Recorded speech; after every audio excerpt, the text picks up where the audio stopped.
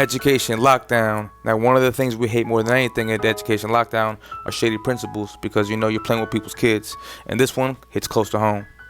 So it's been proven that the principal of Augusta Fells Institute of Visual Art, as well as her administration, have been doing really shady stuff as far as changing grades and creating fake courses and all this other stuff that we're going to talk about. But where is Augusta Fells? Augusta Fells Institute of Visual Arts sits dead in the middle of West Baltimore, right next to Harlem Park.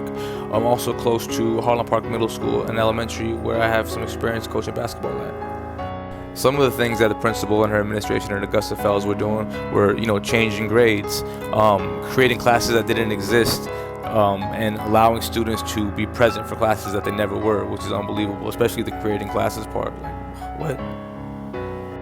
Believe it or not, this wasn't the first time that things like this even happened at Augusta Fells.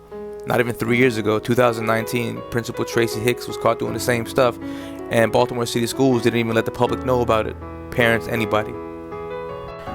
What's even more crazier than the same thing happening at the same school not even 3 years later is that the current principal was caught doing the same thing at her previous school. Why was she still allowed to teach? Be a principal?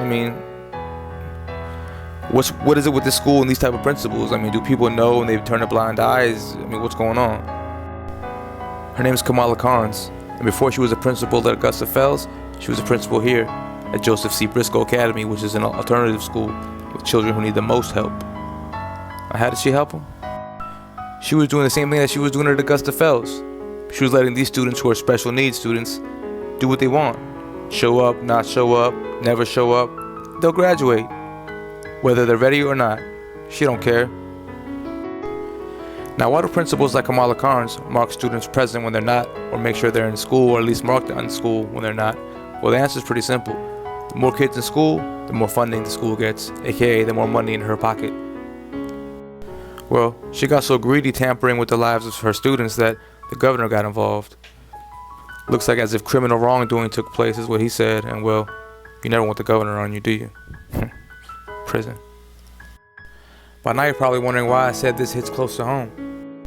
Because that's me, signing my contract to work at Joseph C. Briscoe. I worked there for 3 years, all 3 under Kamala Carnes, and you're not going to want to miss the video I got coming up about it.